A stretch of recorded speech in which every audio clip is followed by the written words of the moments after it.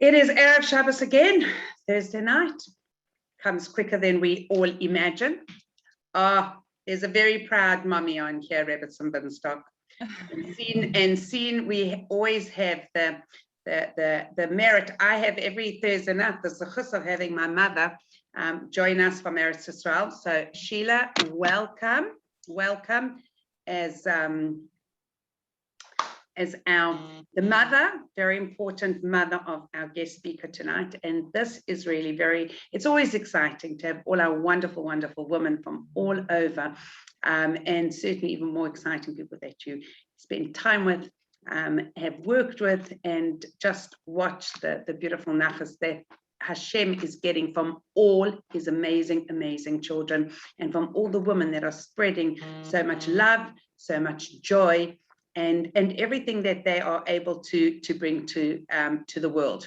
So I don't know if I should really say Rebbetzen Binstock Jr., but you in your own right, together with your husband, Yisrael, are managing to do amazing, fantastic things. And I hear firsthand, so what everybody lost here in London, Hale, the wonderful Hale community, have gained, you, your husband, and your children. And we're looking very forward to joining and learning from your insights. Thank you for joining us. Thank you, Rebbetzen Dove. Thank you so much for inviting me to speak. I know we've been trying to get it together for a while, so it's a real pleasure to be able to speak for you. And Seeds should only know how lucky they are to have you working on their team. Thank you. Okay, good evening, ladies. Actually, when I was on a phone to one of my friends telling them that I was going to speak tonight, I said, I usually do my Shabbos prep and cooking in the kitchen, and I'm out on the phone, or I'm listening to a share. So now that I'm giving the share, but am I going to do my Shabbos cooking? And she said, you know what? You give the share, and I'll do the Shabbos cooking for both of us. I thought that was really nice of her. The only problem is that she doesn't live in Hale, so it's not that practical, actually. Anyway, so let's get started. Parshas Chaye Sarah. There's so many great messages that we can learn from this parsha, beautiful lessons that we can learn to bring into our own lives. But I've chosen just to focus on one area of this week's parsha that I feel really speaks to me, and I hope will speak to all of you too. So in the beginning of the parsha, we learn that our matriarch, Sarah, she passes away. And then Abraham is left with the task of sorting out her burial in Hebron. And then the parsha goes on to tell us how Abraham goes about finding a wife for his son Isaac, for his son Yitzchak. The Torah goes into great detail telling us how Abraham went about this. In short, he asks his servant Eliezer to go back to his hometown, to go back to Abraham's hometown, and find a wife there at the well and bring her back to marry Yitzchak.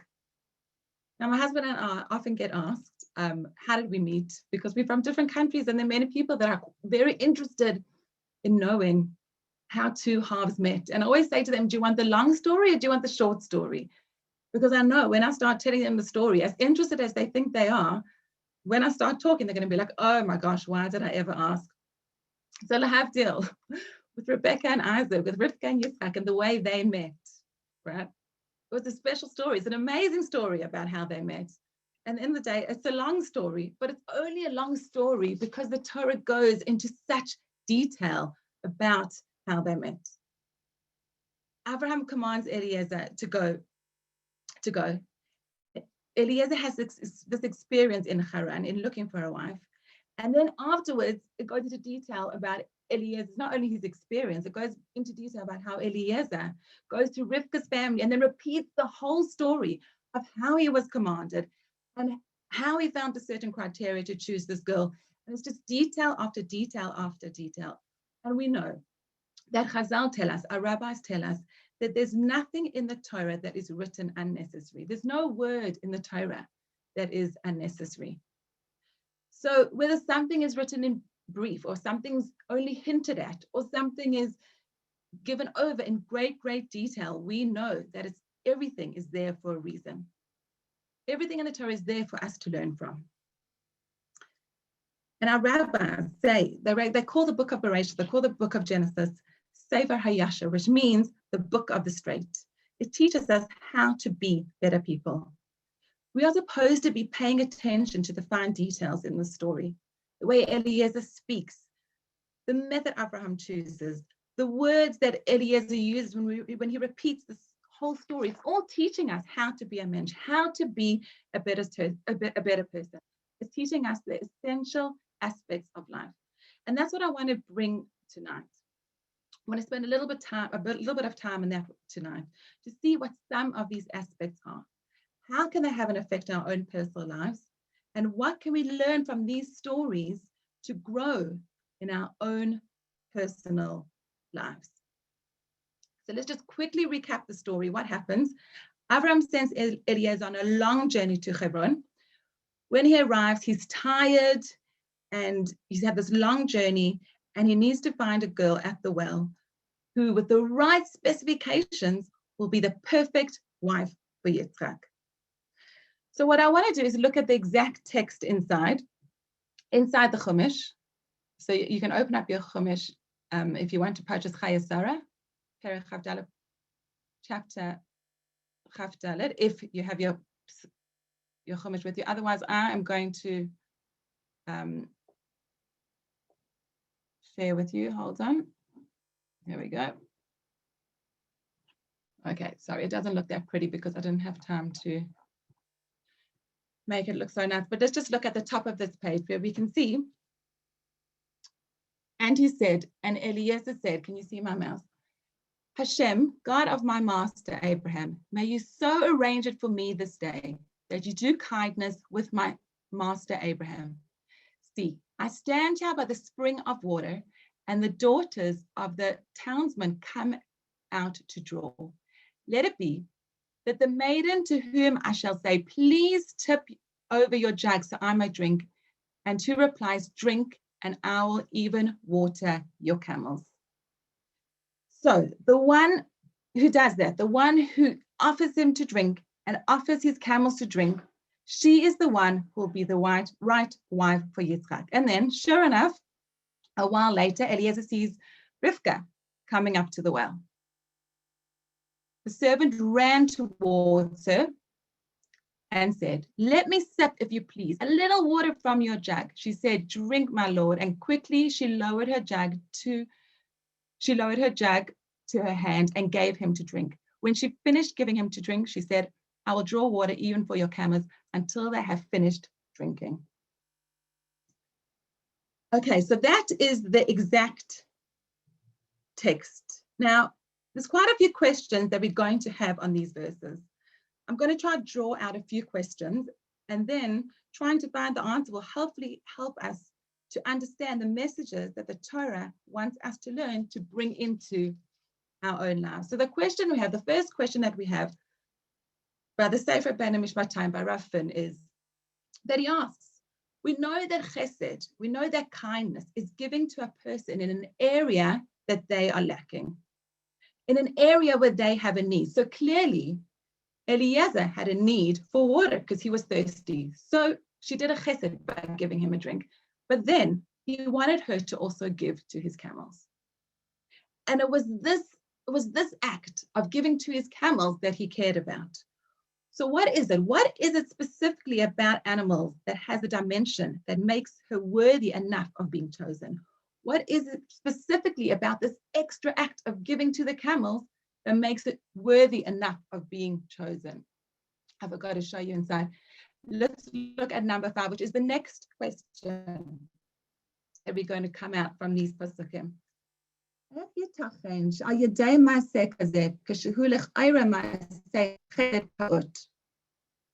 Okay, it's a nice thing to water camels, and she went to feed the camels. But all in all, it's quite a small action in the big scheme of things. It's not like she had to feed Eliezer and his camels for days and days and days. In the end of the day, she's going to be asked to do something quite great here, right? Kibla Rivka schar gadol. לכנס לביתו של אברהם אבינו עליו השלום, שהיה נשיא אלוקים, להיות אשת יצחק, ולהיות אמא של מלכות. She was going to be asked to be the imma of Malchus, the mother of kingship. She was going to be asked to take up a really high position here. She had to be worthy of it. She was going to be asked to carry on Sarah Imena's legacy. This is a big thing. So really, is it a big enough test? That's question number 2. And question number 3 is, why is it that Eliezer is specifically judging Rivka on the attribute of chesed, on the midah of chesed, of kindness? You know, she's going to take up something. She's going to be a big leader in Klal Yisrael. She's going to be a big leader for the Jewish people. She's going to be one of our matriarchs. And obviously, chesed is important. Of course it is. We're not saying that chesed is not important. It's hugely important. But perhaps you would have thought that she would have been tested in the midah, or the quality of emunah, of faith in God. Chesed is definitely a quality that we want. But the verse in Habakkuk said, Sadek be'emunaso yechia, a righteous person lives by their emunah, by their faith. Would it not have been better for her to be tested by the attribute of faith, just like Abraham and Sarah were? Abraham and Sarah went through test after test after test. And what were they being tested on? They were being tested on faith. So why is it different here? Why is it different? Why is she being tested on chesed? So to be able to answer these questions, I'd like to start with an insight of the Bein HaMishpatayim by Rav Finn. And he knows an amazing insight that I really feel like we can bring into our lives. It's a little bit technical in the beginning, but just stay with me and it's going to lead us on to something really, really special. This is in source number 7. Okay, so we can look at the underlined part. But Torah, the mitzvah tzitzis. In the Torah, we found the mitzvah of tzitzis, the mitzvah of tzitzit, the commandment to wear tzitzit. 3rd line. When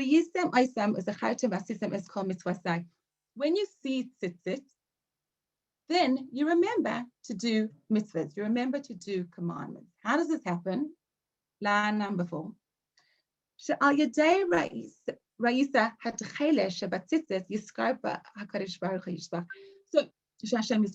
when a person sees techeles, when a person sees tzitzis, right? Tzitzit used to have a blue string. There used to be one blue string on a tzitzit. The color techeles, the color blue. And the reason why there was one blue string on a tzitzit it was there to remind us of Hashem and to remind us to do mitzvahs, to do the commandments. How did that remind us to do the commandments? Because because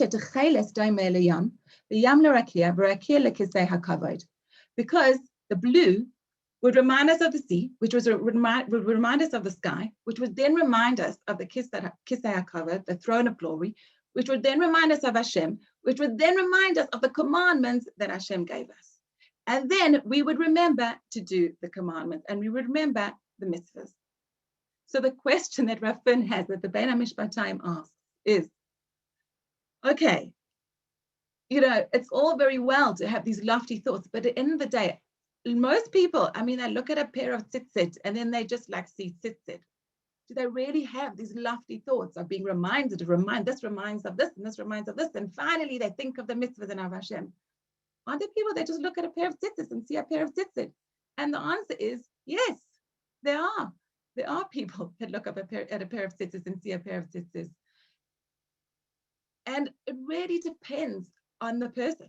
And it depends where the person's mindset is. And it depends what level the person is on.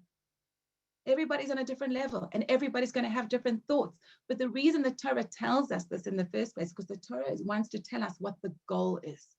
The Torah wants to tell us, okay, we know that in the day you're human, but the goal is to think of Hashem when you see a pair of tzitzit. You might not be there yet, and it might be that only sometimes you think of Hashem when you wear a pair of tzitzit, but that is the goal. And we see in the source before that this is compared to chesed. V'kach hu gam kein b'midat chesed. We can see in source 6 at the top.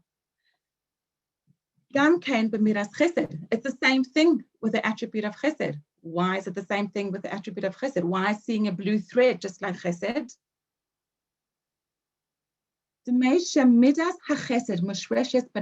a person has chesed embedded and rooted in their soul, they don't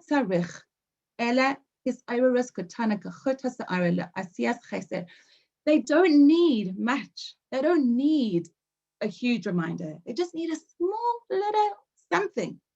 And then their whole chesed mechanism springs into action. It's like do, like domino effect, you know? One small little reminder and the whole chesed mechanism rolls out. It's like a person who says, a person comes to you and says, I'm new in town. Do you know where the closest shop is? Okay. And then automatically your chesed mechanism is supposed to switch on. You're new in town. Oh my gosh, do you want to come for a meal? Do you have a place to stay? Has anybody else helped you? Let me put you in touch with this person. Let me put you in touch with that person. How can I help you here? How can I help you there? I'll find you this. I'll find you this. This is a person who is chesed orientated. What Eliezer was looking for was a person who didn't just say, here, have a drink. Yes, that would be chesed. That would be kind. But it wouldn't show their whole mindset.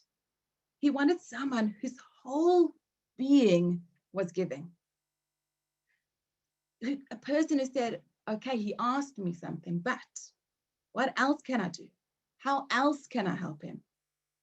Then Eliezer would know that this girl, that this woman, whose entire orientation is chesed, was the right person. That is what Eliezer was looking for. Not so much the quality of chesed, but rather that a person's whole being was chesed. Just like someone who saw the blue thread, just like someone who saw the blue thread and said would think of Hashem and the mitzvah straight away, so too, when a person hears a little tiny request, immediately he goes into chesed mode. It reminds me a little bit, I'm going to stop sharing for a minute. It reminds me a little bit of, anyway, I hope that I don't want anybody to feel overwhelmed by these, by the text here. I will explain it. So if you're not looking at the screen and you're doing your Shabbos cooking, that is totally fine. And if you're not happy with the Hebrew, don't worry. I'm going to explain it so you completely understand what's going on. But anyway, it reminds me a little bit of these cards that we have. I don't even know if they still have them, my in-laws. They used to have these cards at their house. And they had this like stack of cards. And these cards were like these blurry pictures and colors. They're very like abstract art. I don't know what they were, abstract art, like ink and colors everywhere. And you could kind of make out whatever you wanted to see in that design. You could make out what you wanted to see. And what they used to do with these cards, you had to hold up the card and ask the person what they saw. And then the back of the card, it would say, if you saw an animal, this is your kind of personality. If you saw a tree, then this is your kind of personality. If you saw a flower, this is your kind of personality. It was quite fun to play. I don't know if there's any truth in it, but it was fun to play. But when we were doing it on my kids, which was quite funny. And we did it on one of my little nephews. And we said, what can you see? And the first card, he said, I can see a sweet. And the second card, what can you see? A sweet. And the third card, what can you see? A lollipop. And the fourth card, what can you see? A basket of sweets. It was very clear. It was hysterical, but it was very clear for us to see where this little boy's mindset was. He had sweets on the brain, which is probably normal for a little 4-year-old, however old he was. It's normal to have sweets on the brain, but the point is that we want to see where our mindset was. And that's what Eliezer wanted to see. Eliezer wants to see, where is this person's mindset? Does she always think of chesed whenever she has the opportunity to? Now, it's not just that if your orientation is chesed, then you are a person of chesed, right? It goes deeper than that. So to appreciate this, I'd like to look at what the real underpinnings of chesed are. And also some examples in Rivka, just that we can see for ourselves what we can learn from her. It's going to give us an insight into our own mechanisms and dynamics within ourselves. So I'm going to screen share one more time. As I said, don't worry, I'm going to explain the Hebrew completely. So if you're not looking at the screen, that's okay. Okay, so source number 10. Okay, what else are the underpinnings of chesed? If it's not just about chesed being your orientation, what else can we learn? And this is what the Sifsei Chaim brings us, Reb Chaim Friedlander. That's all. What does he tell us? So let's look at where it's underlined. Okay, it starts with the word be'emes. Be'emes ein adam nichshav ba'al chesed mikach she'oseh ma'asei chesed ba'ofen chitzoni. When you do external acts because you have to, acts of kindness randomly, then that's not really acts of kindness, right? You're doing them because you have to, without any feeling. It's become habit. So this is what they told me to do. So this is what I do. I've got to do it. So I do it. Or because you're forced to do it. Someone put my name on the list. Okay, I've got my name on the list. So I'll do it because I've got to do it. So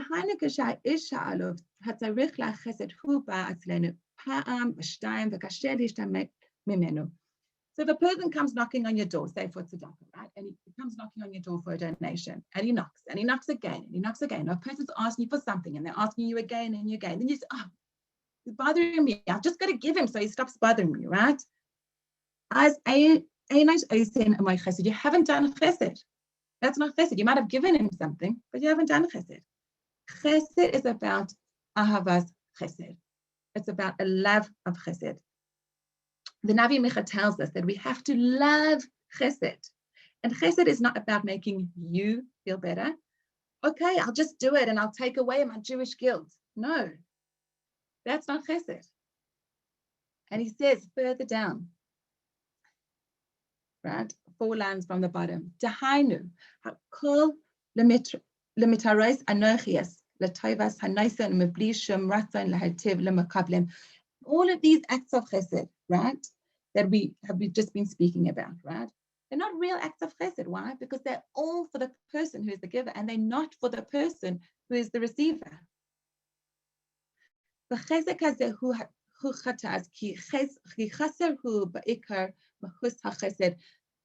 is not chesed because it's missing the essence. It's missing what chesed is really, really about. Chesed that Hashem wants from us. Chesed that Hashem wants is the second last line. Chesed bli kavonas satyas ela mitoch haratzon la'ativ. Hashem wants us to give for the sake of giving.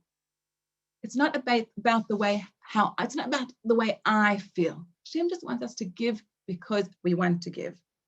I need to step out of the picture. I need to step out of the picture. The essence of chesed is the ability to shrink, to minimize the I, to minimize the me. And how do you do this? You do this by recognizing that other people have needs. And that it's about their needs. It's not about your needs. I'm aware of them and I'm sensitive to them. And I'm not doing this for me in any way. Real chesed is not about the act. Yes, the act is very nice, and obviously we get rewarded for the act. But you're missing the point. If you're missing the point about chesed, if you're counting, if you're thinking, oh my gosh, you know what? I can count. I made 20 dinners this year for ladies that had babies. No, you're not counting. Who cares? It's not about your accomplishments. It's not about the way you feel. That's the wrong attitude, right? It's about mindset. And the mindset is not about me. It's about the other person. And this is what Rivka had. Okay, this is what Rivka had. Rivka had this ability to climb out of herself, to step out of herself and see the other person. So let's see in source number 16, let's see if I can just find it. Yeah, okay, so this is a Tale Oris, and it's quite interesting because I don't think everyone sees eye to eye with him, but he says something quite interesting, which I wanted to bring down because it shows us how Rivka acted with such wisdom and with such tact. So here's the story, right? Eliezer asks for a drink, and Rivka gives him something to drink. She gives him something to drink from a very large jug or a large pitcher, as the Chumash says. She doesn't give him something to drink from a cup or from a glass. And he drinks a few drinks. And then he's finished drinking. So what does she do? What does she do with the water? Okay, look, they didn't have corona in those days. So she wasn't worried about corona. But at the same time, the Taylor is told that she didn't want to drink from the pitcher anymore because he had drunk from it.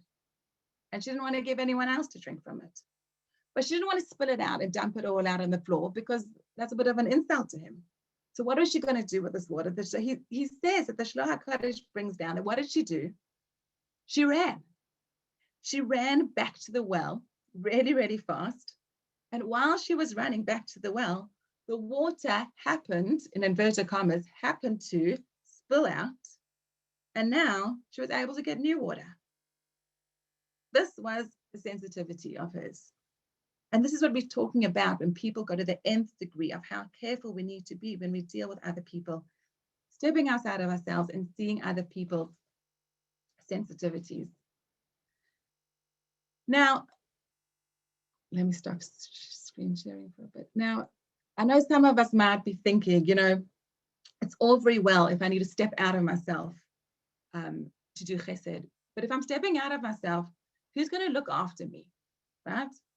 I don't want to become a doormat, as they say. I don't want to become a shmata.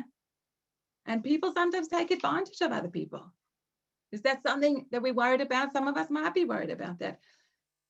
And the truth is that's actually a whole nother share. But what I want to say really is that you never lose out by giving to others. You don't. You never lose out by giving to others in a real way. If you are giving to others in a pure way, you're not giving to others because you're worried what people think about you, because you're worried you won't meet other people's expectations, because you're worried that you won't have enough likes on your social media or whatever it is. If you're giving to other people for a pure reason, then it's a different story. Yes, you do need to know your own limitations and you do need to create your own balance in your own life. But in the end of the day, when an opportunity of chesed comes your way, then do the chesed correctly. I'm not saying that we need to be doing chesed 24/7. Some people can, some people can't. But what I am saying is when chesed comes your way, when the opportunity does come your way, you might as well do it correctly. You might as well do it in a way which is not egocentric. You might as well do it in a pure way and take yourself out of the picture and choose to do it in the right way while you are doing it. And the Rabbeinu Yonah brings down, I don't have, I have the source for this, but I'll just tell it to you anyway. The Rabbeinu Yonah brings down, he says, there are many ways to give to people. We can help them. We can give them physical objects. We can give them physical things they need and physical things that are lacking. But one of the best ways to give to people is, as we know, by listening to them.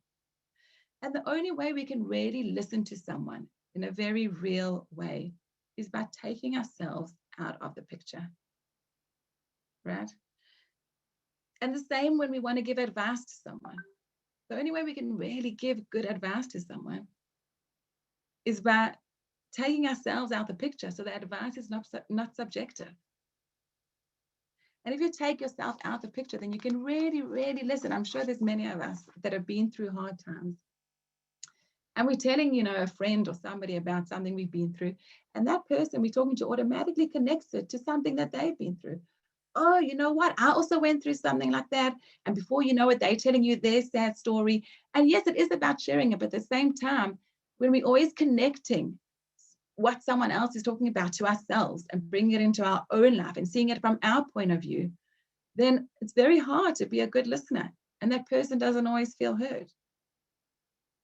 One of the only ways that we can actually really hold somebody, right, somebody else, is by emptying ourselves of our ego, is by making space. And we make space by taking ourselves out of the picture, taking our ego out of the picture so that we can now have the space to hold somebody else and to really listen and to really give to somebody else. And our rabbis are teaching us here that the way that we create ourselves is by stepping out of ourselves. And now we can maybe understand the qualities that Rivka had. And there's another insight, right? An insight from Rabbi Lev, which answers the question why Eliezer doesn't feel that he needed to test Rivka on Emunah. he felt that we needed to look for the quality of chesed, the attribute of chesed in Rivka, and not the attribute of emunah. And let's see why Rabbi Lev says that Eliezer felt this, and that Abraham also felt this. Okay, so this is in English. This is Rabbi Lev's book on Outlook and Insights. I'm sorry that the copy's so bad. But let's look at the second line. Okay, so there are many sources in Chazal, which our rabbis tell us that link chesed and emunah. There's many, many times when we see those two things connected, kindness and faith. Our rabbis state that one who does acts of chesed is viewed as if he believes in all the miracles that Hashem performed for the Jewish people. Another one who rejects chesed, it is as if he denies God. The Torah begins and ends with acts of chesed. So what is Rabbi Lev saying? Let's over here look here at this underlined paragraph. What exactly is the connection of chesed to emunah? Understanding that connection requires us to consider the ultimate barrier to faith in God. Rabbi Alfon Wasserman says, he writes that God's existence is obvious to every human being. The orderly and complex nature of the universe cries out the existence of an intelligent creator. Only a person's desires and passions blind him to seeing the truth. Short-sighted self-interest prevents him from recognizing that which is self-evident. And he says over here, only one who can be selfly concerned with others, who can divest himself of his own needs and be sensitive to those others, can attain the objectivity needed to the true belief in Hashem. Avraham was Rosh HaMa'aminim, the first and greatest of the believers, and at the same time is a pillar of chesed. The two are inseparable. So let's just go over, what is he telling us here, Rabbi Lev? Rabbi Lev is telling us that Abraham, who taught all of us to believe in one God, was also at the same time the pillar of chesed for the Jewish people. It's the same quality that you need to be a ma'amin, to have faith, the same quality that you need to have chesed, right? To be entrenched in chesed. What is it? To be able to step out of ourselves. This same quality we need for faith, and we need to strengthen our faith. When we have our desires and our own honor and our self-interest and our ego to deal with, then we can't really see the world objectively. So we started to distort things a little bit in our eyes. We don't see things in an objective way, and we started to distort things. And that leads to a lack of emunah sometimes, a lack of faith. So in order to have emunah, we have to be able to take ourselves out of the picture. We have to be able to say, I'm not in it, let's look at things objectively. And this is an amazing insight, because it was basically saying that Rivka's quality of stepping out of herself would be the exact same quality she needed for faith, for emunah. It's the exact same quality we all need to strengthen our faith. So this is why Eliezer when he tests Rivka, he asks her for a drink, right? When Eliezer comes along and Rivka's there, he actually says the words to her, can I have a drink? I want some water, please, right? We would think that, logically, maybe what he should have done is let Rivka volunteer, because surely if she volunteered to give a drink and not for to be asked of her, then that would show real chesed, because she thought about it herself. But Rabbi Lev says no. Volunteering is not always an extra act of chesed. He said that sometimes it's easier to volunteer chesed because it's a boost to one's own self-image, rather than to agree to a person's request. Sometimes when I come into the parking lot at shul and I'm carrying loads of boxes and the security guard is there, I never, even I'm carrying so many things, I never ask him to help me. I don't know why. I mean, it's not his job to help me. He's the security guard. But I always feel like if I ask him to help me, it's going to be like a little bit undermining of who he is. He's not the schlepper. So I feel like I don't ask him, but he always volunteers. because he can see that I'm struggling. But it's the sense of like when you're asking someone, then it's a little bit degrading. But for them to volunteer, now they're the hero. For them to volunteer, that's an amazing act of chesed. So there's the sense of like when a person volunteers, it's almost a little bit of an ego boost, right? Like it's better for my self-image that I'm volunteering. And this is what Eliezer didn't want. Eliezer didn't want her to have any self-interest in this act of chesed. He wanted the chesed to be pure. She could have easily said, no, I mean, when Eliezer asked her, she could have easily said, oh, well, who does he think he is? Why should I be, he doesn't even know me. Who does he think he is to be asking me for some water? But she didn't. She took the I out the picture. And she was completely, completely selfless. And we actually see this in another point in the parasha, right? Let me stop sharing now a little bit. We see this in another point in the parasha also, this concept of taking the I out the picture. And where do we see this? We see this with Eliezer, actually, Eliezer himself and Abraham.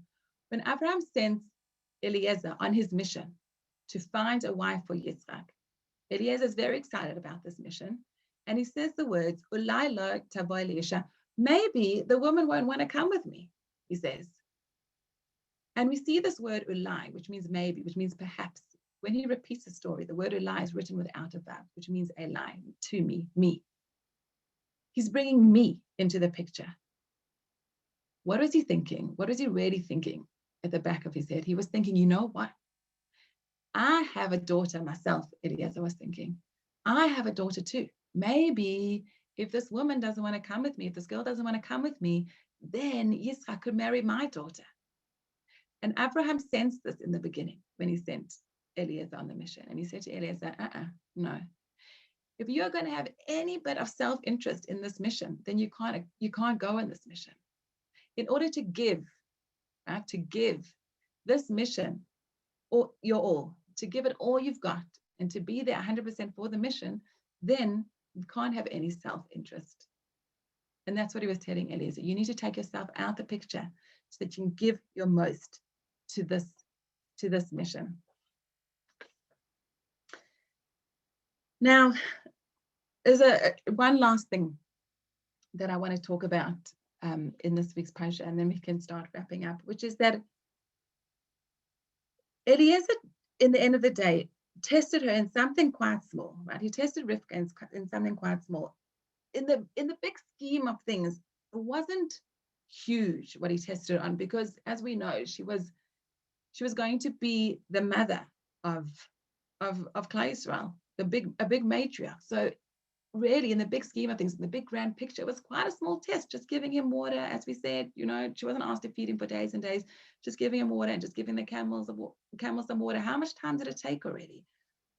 So why was this test so small in the big scheme of things? And Leanne tells us that because when you are tested, let's just find the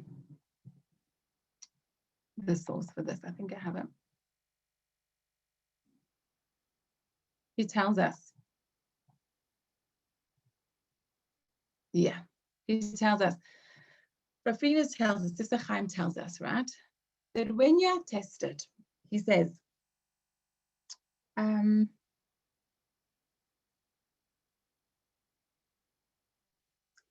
okay, let's read from here. Lefa'amim, third line, kasher Adam omer b'fnei nisayin gadol v'kasher v'hu model lachach shezo as nisayin. When a person is standing there and he knows that this major test is coming his way, right? He knows that he's being tested. There's something huge coming his way. He's getting ready to pass this test. He's getting ready and he's standing there already. So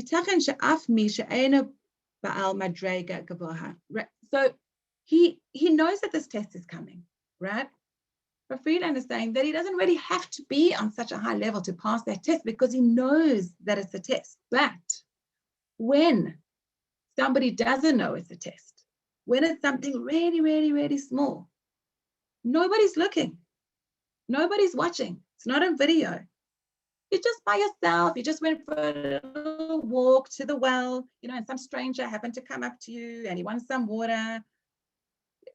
That's just a small test. If you had to say, he came up to you and said, no, I'm sorry, I'm a bit busy, I can't give you water right now. And then she would have just carried on with the day. She wouldn't even realize that, that she failed the test. She wouldn't even have, she wouldn't have realized that she did anything wrong. That's how small the test was, because it just looked like it was part and parcel like the rest of the day. And she would have said, maybe he's a big, strong man, let him do it himself, or whatever it was. She just would have carried on. You don't even realize it was a test. But if you're able to come to the plate when you don't realize the test, when it's a small thing, when there's no big flag shouting out, oh, look, there's a test over here, when there's no big flags screaming out, when it's just another small little thing and you come to the plate and you succeed, then that is a real sign of greatness, because nobody's watching. And you're not aware. You're not caught. You're caught off guard. It's just part of your natural day. It looks like it's just coming into the flow with your day. And this actually explains the beginning of the parasha, right? Because most people hold that the last test of Abraham was what? Akedas Yitzhak, the sacrificing of Isaac, when Abraham was told that he would need to sacrifice his son. But the Rabbeinu Yonah says no. He said, I don't think that was the greatest test of Abraham. He says, I think the greatest test of Abraham was actually when Abraham had to organize the burial of Sarah. When he had to organize this buying of the plot from Abraham, when he went through this whole, it was just quite a big task to organize his burial site. And Rabbeinu Yonah says, you know what? I think that was the biggest task, the biggest test for Abraham. But the question is, what could be greater than Akedas Yitzchak? What could be greater than being asked to sacrifice your own son with your own bare hands? How can we think that organizing a burial plot is even greater than Akedas Yitzchak? But it's a test. Why is it a test? Abraham knew that he was being tested at Akedas Yitzchak. He knew it was a major test. You could tell he was being tested. But it's also a test. You know what a test is? It's also a test. When your wife has passed away and you're feeling really, really down and you're having a really, really hard time, and then you have to go and deal with these difficult negotiations with buying a piece of land in Israel, even though Hashem had told you that he was giving the land of Israel to you and the land of Israel was actually yours, and you knew that, and you still had to go and start buying a piece of land. Hashem didn't complain. Abraham didn't complain to Hashem. Yes, Hashem had promised him the land. Abraham didn't complain. And there he had to go and deal with a crooked person who was making his life difficult, who just wanted money from him. But what did he do? He treated him with the utmost respect. He treated him like a mensch. And Abraham behaved with dignity. And that shows that he was a dignified person. He was a person with midas. He was a sensitive person. He didn't say, oh, sorry, I'm having a really rough day. Things have been tough. My wife passed away. He didn't say, I'm having a really hard day. He behaved with dignity and he behaved like a mensch. And this was in the quiet moments of life when nobody's looking. You're able to step up. Are you able? He was able to step up. Are we able to step up in the quiet moments of life, even though it's really hard, and pass that nisayon, and pass that test which doesn't seem like a test? And this is what the parasha is all about. How do we create ourselves? We create ourselves by stepping outside of ourselves. And that's what it means to develop ourselves spiritually. That is how we can develop our munah. That's how we can develop our chesed. That's how we can develop everything. When we step out of ourselves and take the ego out the picture. And the small things are what make the difference. And I'd like to end with a story about Rav Shlomo Zalman Auerbach. What happened is that Rav Shlomo Zalman Auerbach, he was in the hospital because his Rebbetzen had just passed away. And he was there standing in the hospital and he was grieving. At the same time, the Talmud, a student of his, was also in the hospital because the student had just had a baby girl, and the student was walking down the passage. Let me just stop sharing.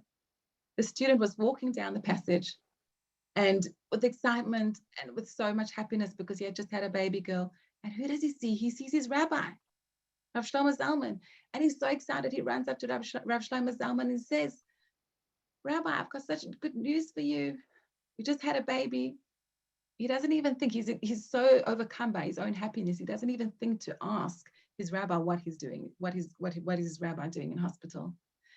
What does Rav Shlomo Zalman Auerbach do? He blesses him. He hugs him. He shares in his joy. He gives him his special smile. And he only shares in his joy and wishes him all the best. And the student walks off, singing, his heart singing with happiness, completely doesn't realize that he has left Rav Shlomo Zalman Auerbach in such grief because of the situation that his wife has just passed away. Rav Shlomo Zalman Auerbach is able to share in somebody else's joy, even though he himself was going through such a hard time. And this is something that we learn from him. It's something that we learn from Avraham Avinu. This is how we develop ourselves. We develop our midas by looking at our imahas, by looking at our avos, and taking the messages that they've given us and passing them down and passing them to ourselves and to the next generation. And this is what we learned from this week's parasha, ladies. So I want us to take these messages, please God, and to bring them into our own lives. I bless us, I bless all of us, that we are able to truly give to other people, that we are able to give to other people in the real sense, in what chesed really, really means, that we are able to step out of ourselves, that we are able to truly listen, that we are able to create ourselves by stepping out of ourselves, and we're able to develop ourselves spiritually so that we can build and so that we can grow and become the best people that we need to be. Thank you for listening. Have a beautiful Shabbos, everyone.